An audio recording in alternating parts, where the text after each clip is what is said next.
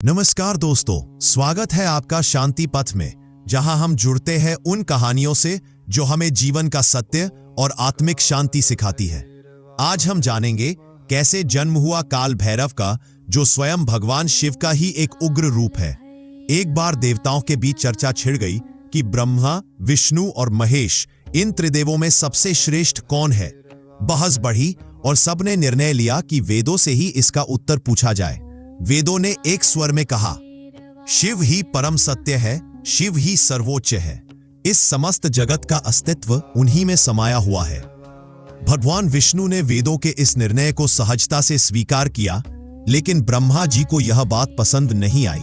उनके भीतर अहंकार जाग गया और उन्होंने स्वयं को सबसे बड़ा बताने लगे। यहीं से उन्होंने शिव का अपमान कर दिया। ब्रह्मा जी ने अपने 5वें मुख से भगवान शिव और उनके गणों की निंदा की। यह सुनकर शिव अत्यंत क्रोधित हो उठे। उनका क्रोध इतना प्रचंड था कि पूरी सृष्टि कांप उठी। अपने भाल से उन्होंने एक तेजस्वी, विकराल और अद्भुत स्वरूप को प्रकट किया, जिसे हम आज काल भैरव के नाम से जानते हैं। शिव ने आदेश दिया, हे भैरव, उस मुख को दंड दो जिसने अहंकार में मेरी निंदा की। और बिना एक पल गंवाए काल भैरव ने ब्रह्मा जी के 5वें मुख को काट दिया। ब्रह्मा जी का अहंकार नष्ट हो गया, परंतु एक देवता का सिर काटने के कारण काल भैरव पर ब्रह्म हत्या का दोष लग गया। ब्रह्मा का कटा हुआ सिर उनके हाथ से चिपक गया और ब्रह्म हत्या की शक्ति एक भयानक स्त्री के रूप में उनके पीछे चलने लगी।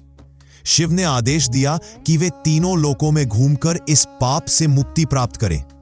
काल भैरव भटकते रहे, हर तीर्थ, हर धाम गए, पर कपाल हाथ से नहीं छूटा।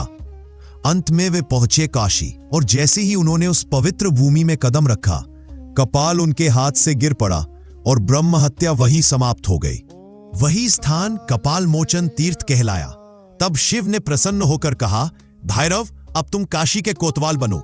जो भी इस नगरी में आएगा उसे पहले तुम्हारी आज्ञा लेनी होगी।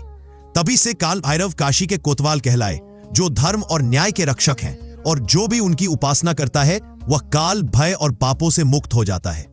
हर शिव भक्त के जीवन में काल भैरव की कृपा बनी रहे। ओम काल भैरवाय नमः।